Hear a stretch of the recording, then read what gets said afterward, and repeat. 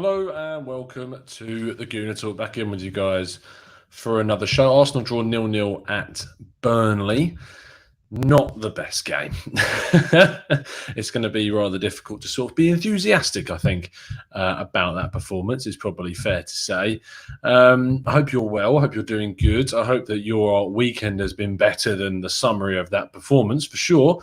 I'm going to get through plenty of your comments as well as we move through and discuss and somehow break down that deplorable 90 minutes of football, as well as the highs, lows, some good performances and some definitely not so good. But if you're enjoying the show, please make sure you subscribe to the channel if you're new and like the show if you're enjoying them. And you can become a member as well and get access to exclusive content. The February, which is... I'm doing it was a monthly blog, but they might become, I think I'm going to do them weekly. I think that's going to be a change for the members. It's going to be a weekly blog. So if you want to get access to that, you just need to click the link in the description. Let's kick on and get some of your thoughts. Rob Red says, hi, Tom. Has the paint dried yet? Yes, it wasn't particularly great, was it? John says, first half was all right. Defense especially. Second half was awful. Stan says, hi, Tom. That was a snooze fest. Mikel got the lineup wrong today. Let's start with that, shall we, Stan? There were some interesting choices. I think that this persistence to play Lacazette is an odd one. But when you've got... I don't think Pepe has been too bad. I mean, in comparison to Lacazette, I think Pepe has been better. So when you're going to bring Aubameyang back in, I think that he should be playing through the middle. It's as simple as that. You lose so much more. He was so... He got on the ball quite a bit, Aubameyang, but he was so ineffective on that right-hand side and then the left-hand side, and he never really got into the game as much as we liked. And when he did take his chance, or when he did get a chance, which is the header right at the end, he was playing centrally. And I cannot get my head around why we're persisting to play Lacazette when clearly there is some issues. There's clearly a need to rest Lacazette 100% for sure. So I'm really struggling to get my head around why we're not seeing Arteta take him off. The only thing I can come up with, the only reason why I can think of that we wouldn't be doing that is because Arteta believes and knows, to be fair, that he brings so much to this side, so much in terms of link-up play, in terms of synergy with the other players, but he just seemed isolated. He just doesn't seem with it, and the chances when he gets them aren't going for him. There was a chance right at the end when he had back to goal where he turned the player. Usually he gets that shot away quicker and with power, and we've seen him score plenty of goals from that position, but it wasn't for that today. There was a shot he missed right at the start. I'm getting to the point where I think we need to move Lacazette out for a bit, maybe even giving Nketiah some game if we're determined to play Aubameyang on the wing. But for me, it needs to be Martinelli, Aubameyang and Pepe. And then we need to add some energy into the midfield, because I'm sure that a big thing that's going to be a feature in our live chat today is the discussions around Mesut Ozil. Let's get some more of your comments first, though. Avon, one of our members, says this lineup may confirm that our priority isn't the league any longer this season. And I think that's probably a fair assumption, Avon, to be honest. I think that we know that the cup competitions are going to be where our head's at. I think that the league is so... The issue with the league is that we still need to press to try and qualify for Europa League, because that money that we get from that competition, let alone the Champions League, is really key. Is really key to our summer business. And if we're not in Europe at all next season, that is a big, big problem. A big, big problem. And that needs to get some sort of attention. So it's going to be interesting to see what happens with that. Rodney says that Saka going off hurt us. I think that was a big part of the game. As soon as we lost our left-hand side, we lost all chances, really, of hurting them anywhere near as much as we did before. If you look at how Arsenal played under Arteta, the left flank has been so important, with Martinelli and Saka linking up a lot. This time, Aubameyang was on the left and Martinelli on the right, which I thought was a mistake, because if you look statistically at Aubameyang, he actually plays and he's a lot more effective in terms of assists, in terms of his goal output, when he plays on the right-hand side compared to the left-hand side. So that was a bit of a strange one for me. Arguably, Aubameyang looked more dangerous on the right, but the fact that we lost Bukayo Saka so early on in the game And I say early on because I know that he came off at half time, but he took the injury about halfway through the first half, and he just wasn't the same after that. He was lively, he was energetic, he was getting good crosses into the box right at the start. And as soon as we lost that, it was a really, really concerning time to see Xhaka not able to get up the pitch. We sort of switched to a kind of three at the back with Xhaka, Mustafi and David Luiz, with Aubameyang effectively playing as a wing-back on the left-hand side, which then became Martinelli eventually, and with Bellerin playing as like a wide wing-back on the right, which it just didn't really work whatsoever. Let's get some more of your comments in the chat box. Richard Cannon says, I'm over Ozil. I really am. He cannot even create. I think that you need to be objective about Ozil. And I've defended this guy so much. Week after week after week, I've defended Mesut Ozil. And it's got to the point now where it becomes nearly impossible because he didn't really give us a thing. And the thing is, as soon as you put any sort of criticism out, you get set upon. You get utterly set upon, which makes it really hard to be objective about Mesut Ozil. That's why I say you need to be objective, because you have to be so careful about what you say and how you say it sometimes, because you're so many sensitive people out there that take things to heart about Mesut Ozil. And for me, it was the wrong decision to play him. Ozil does not thrive in these away games. His last assist in a Premier League away game was in January 2018. And when you're looking at what you need in that midfield against Burnley, it's industrialism, it's running. And that's why we brought on Willock. And we had a couple more shots when Willock came on. We had a lot more drives into the opposition half when Willock came on. So I'm really sort of getting to the point where a system change needs to happen. Ozil and Lacazette need to come out. We've got a winter break, and then we've got our next game, which I believe is Newcastle. We're at home, which is a really, really important game of a Newcastle side that are picking up some momentum. They've made a few decent signings as well in the January window, and it will be a tough game. It will be at home, which arguably is better for Lacazette if we wanted to start him. I just think that we need to see a change in the system because I don't think that Ozil is doing anything right now whatsoever. Let's get some of your thoughts on Ozil in the chat. Asmit says, Willock WTF, man. Yeah, I'm assuming that's meant because you don't agree with quite what the change was.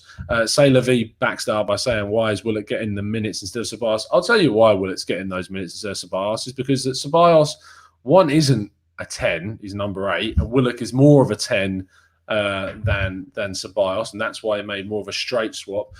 And he's putting more time and minutes into Willock because he's going to be there next season. And you have to be really careful about how you look at the rest of this season because we know it's a write-off. Arteta is working with bare bones right now in terms of the league performances. The morale is low. It's effectively someone who's 4-0 down in a game of FIFA with 10 minutes to go and they just want to rage quit, but they can't. And that's how I feel we're playing at the moment. We don't really have that. And we don't have the energy for the league. We don't have the commitment. We don't really have the belief that we can get anything out of the league season. And I'm hoping that when we play against Olympiacos, then you'll see the desire. Then you'll see the determination that this is the competition that we need to be pushing ourselves for. It's a winnable competition. I believe there's a lot more beatable opponents in this year's Europa League than there was, say, last year.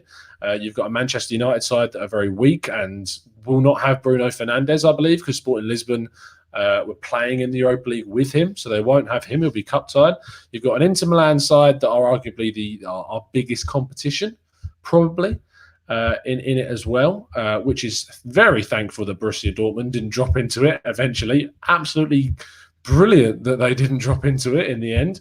And then you've got a Red Bull Salzburg side as well that are being pillaged of their players. They've lost Mino. But they've still got plenty of quality in there as well. Then there'll be a challenge. Obviously, they've lost Haaland, which is a big one for them. And I think that competition is really where our head's going to be at. The FA Cup as well is going to be key for us this season because you never know. We might need the FA Cup to qualify for the Europa League. It might be that we get put into. So if we beat Portsmouth in the 5th round, then we go into the quarterfinals. Be interesting to see who we could get in that round if we can get past Portsmouth, of course, not assuming we will do anything. Let's get some more of our comment box chats. Mr. J, who is I believe Mr. J is one of our newer members. Thank you ever so much for joining, Mr. J. He says, Ozil shouldn't start these away games. And that was sort of the point that I got onto before I went off on a tangent, is that Arteta's game management has been good, but I think sometimes he's very loyal to certain players. and he's very loyal to players that aren't necessarily going to do the best in these away games. And we need to be a little bit more, I think we need to pack the midfield a bit more. We arguably could even go with 2 up front. We could have gone with Martinelli and Aubameyang playing as a front 2, or with Aubameyang and Pepe as a front 2 with wider players on the field. Annoyingly, though, I think the biggest reason why we didn't get any results today probably was the injury to Saka. We lost so much on that left flank because we didn't have Saka or a recognised left back on the pitch. The good news is that although Saka is out, Kolasinac is very, very close to coming back. We've also seen Tierney with the ball on the training field, so he's getting closer, probably about a month away, which is 4 league games away now, I think, until we should see him back. So for me, I think that there is potential for us to improve this lineup for sure. It's going to be interesting to see what Pablo Mari and Cedric Soares do when they come into the side, if they get into the side at all, because I thought Bellerin was rusty today. But I do tell you who deserves some credit today, and 100% deserves credit, is Shkodran Mustafi. Shkodran Mustafi had a really solid game. Another clean sheet. Well, we've drawn. It's frustrating. I get that. Another clean sheet is important. And you have to say for me that Mustafi had a good game. He was winning headers in the box. He wasn't putting any passes to astray. He was keeping the play going, good connection with the midfield. And he did really, really well. And actually, you could say that him coming back today was a real big positive for us, because other than the key mistakes that he makes, he does some decent things. And if he doesn't make a mistake in the game, it's usually a solid performance. And I thought today that Mustafi had a very, very solid performance. And there's times where you've got to hold your hands up, and you may want this guy to leave because you know that he's inconsistent and he makes big errors. But when he has a good game, we should praise him for that. And I think that he certainly did have a good game today. Let's go to some more of your comments. Piyush says, observation. Today our strikers, not Ozil, are to blame for today's poor, in brackets, lucky draw. 2 clear goals missed in the opening 20 minutes, Laka and Alba, and we were hanging on by a thread till the end. I think I don't think you can blame this result on any one person. I think overall it was a poor performance from the team. And actually, as Arsenal fans, sometimes I feel that we get so obsessed with trying to find someone to specifically blame, be it the manager, be it the coaches, be it a specific player on the pitch. But actually, as a team performance today, it wasn't good as a team. And we arguably, as I've already mentioned, lost a lot of that attacking verve and potential when Saka went off. So for me, overall, it was a bad performance. Barry says, agree with you, Rima Staffy. Yes, I think we can all say he had a very decent game. I think John, I also picked up on, agreed with him as well. Yeah, agree with Mustafi. Robert Jones says he's honestly underwhelmed with Arteta. Now, this is something that we need to be so careful of as fans, because as I've already mentioned, this league season is done. Like, we're not getting anything from it. We have to be real. We have to rebuild in the summer. We have to move out a lot of players that aren't going to be here with us next season. Arguably, some of those are some very big and high earners. One of them, I think, has to be Mesut Ozil. I'm thinking he's only got a year left, maybe 2 on his contract. Aubameyang probably is going to be off in the summer from the sounds of it. He's only got a year left, and Raul Sanllehi does not like to keep players on if they've only got a year left. He'd prefer to move them on and reinvest the money. You could argue that Lacazette is going to be up there with some people saying that we need to move him on. Kolasinac could be another player that we could see move on as well, because we've got Kieran Tierney. Saka is very much making that position his own, and in many people's eyes, we could see Saka as a possible option there. We could see we've got to get, if we want to upgrade in the centre-back area, we've got to see some centre-backs changed as well. We've got so many centre-backs. We've got a complete surplus of them at the moment, and some of them need to be moved on. And we've got William Saliba coming in on from his obviously loan at Saint Etienne this year. Next season is the year that Arsenal need to push on from. This season in the league is not. If we get anything in terms of a cup competition, it's a massive, massive bonus. But Robert, what I would say to you is that don't be underwhelmed with Arteta. Don't judge him on the end of this season. Maybe a bit of extra judgment during the cup competition, because I think you should be able to get the players motivated for a cup competition where we have a likely chance, or a likelier chance that we did before, of winning it.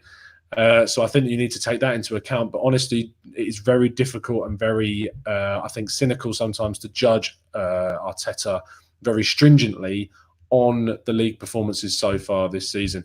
Arsenal Forever says, if we stay up. Yeah, I mean, you laugh, but we got to keep an eye on that. We have got to pick up points. We can't just sacrifice the league completely. We've got to keep pushing on and use it to maintain momentum as best we can. Ben Big says, results are no better under Arteta. Again, I think the results are better ever so slightly, and I think the performances are better ever so slightly, but it's the same group of players.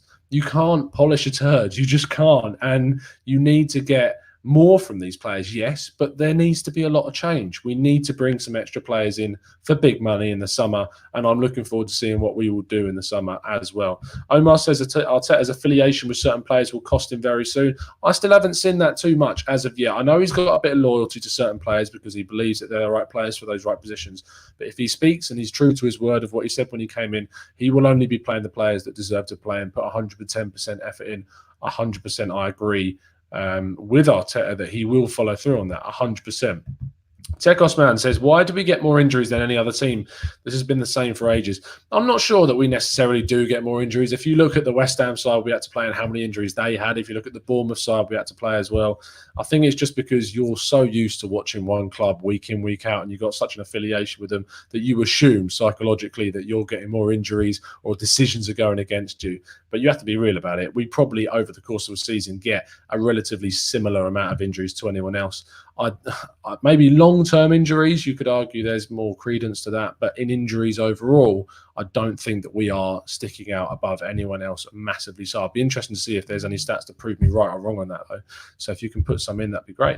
Piyush says, our strikers, not Ozil, are to blame for today's poor. We've already talked about that. Ashwin says, I decided not to cycle today in order to watch AFC. Forgot how disappointing we've been this season. Yeah, maybe we should have gone for a cycle, Ashwin. Chris says, Arteta deserves some credit. There's been considerable improvement in Mustafi and Xhaka, as well as better defensive form in general. Let's give him time before we get the knives out. Yeah, Arsenal fans as a whole, we get the knives out way too quickly. We want a quick fix. We want it fixed like that, and it's just not going to happen. You're just not going to see it happen. So if you're expecting us to turn things around, going a winning run of games, or we go unbeaten for like a couple of months and win 9 out of 10 games, it's not going to happen this season. You've got to be realistic about what you can expect from this side and from what we're able to do with the players that are at our disposal. So I don't see us doing that. I see us just being a team that probably will finish mid-table to bottom half of the top half of the table, and not too much more than that. Possibly, if we're very lucky and we actually have the determination and the commitment of the players to go on a couple of cup runs, that'll be quite good. But other than that, I just don't see it. Ben Biggs says, I see our front players making runs, but sick of midfielders not trying to pick them out instead of passing sideways or back. That is something I did notice as well, Ben. I think you raised a decent point. Lacazette was making a couple of runs centrally, but our midfielders seem so scared of actually giving the ball away that they're not willing to play those balls through. They are difficult passes, so I do have some form of understanding of why they wouldn't play those passes, but it's definitely part of our game that needs to improve for sure. Billy Ferraldi says, the league is finished, mate. Need to drop Ozil or Laka, in my opinion. I love Laka, but he isn't performing, and you have to drop the players that aren't playing for you. I think that Nketiah has showed that he had a decent performance against Bournemouth. Why not give him a chance? Maybe even change up the system a bit. Play with 2 up front with a number 10 in behind, maybe with a diamond midfield that we see Emery try successfully a couple of times and not so successfully. Arguably, one of our better performances came in the Anfield away game where we lost. And Pepe, that was arguably one of Pepe's better games, and we looked deep, we did dangerous at times. We really did on the break, and maybe that's something that we need to consider. We can't always just stick to the same formation, same system week in, week out. We need to know what our best team is for sure, but if you become predictable, it's much easier for other opposition teams to defend against it. Gunnabula says, Burnley's fullbacks were really good, to be fair, and had our wingers on lock, yet Burnley at Burnley. I mean, let's just be for real for a moment. Well, sometimes Arsenal fans, we look at games and we just think we are entitled to win this. Burnley are a tough side. We know that. Yes, we have a very good and decent record against them. We've not lost against them now in 12 attempts of Sean Dyche, which is a really good record. But they're still a decent side. They're still very tough to break down. They've still got a lot of attacking threat, even without Ashley Barnes there. And I think they showed that. And I think definitely in away games, we just aren't the same side that we are at home a lot of the time, especially under Arteta. I feel that there is more of a tendency under Arteta to be more confident and more enthusiastic and dynamic at home rather than in the away games. Simpson says, I hope that this is the last time Ozil is playing for my club. The days of juggling chewing gum is done. He is an embarrassment. See what I mean about us getting a little bit hyperbolic at times? I think we do. Temi says, Arteta wouldn't last long. He is somewhat awful with his choices. Ozil will sink him. Also, just like Ozil sank Emery. Ozil should be binned. There's a lot of hate for Ozil today, which is I mean, pretty much what you'd expect from Arsenal fans at the moment. That's how we act. That's how we are as Arsenal fans. When we lose, we like to find a scapegoat, and Ozil seemingly is the one today. Andrew says, so bored of watching managers play players out of their natural positions. This is not the basic. Is this not the basic of management? No. I think it's about getting the best out of your players. You can do that by playing players in positions which aren't necessarily their best. You see it with plenty of players across the league and plenty of players that have been playing that position for other teams. You look at Fernandinho at City, for instance. But I know what you're saying. Yes, we need to play players in the right positions. That's why we need to see Aubameyang put back into the middle, stop playing him wide. It's just not working. We're going to wrap things up there. I think we've had 20 minutes of chat, and quite frankly, it was an awful 90 minutes of football that doesn't really inspire you to chat for any much longer than that. If you have enjoyed the show, please make sure you like it. Please subscribe to the channel if you're new. And of course, if you'd like to become a member and get access to more exclusive content on the channel, just click that button. If you want to learn some more about Cedric Suarez and of course Pablo Mari, you can go on the channel and check out some of our tactical breakdowns. Lots of stuff to come out over this month as well as we get back into the season. Try to enjoy the rest of your afternoon. I know it might be tough, but we can get through it, I'm sure. See you again very, very soon. And as always, up the Arsenal.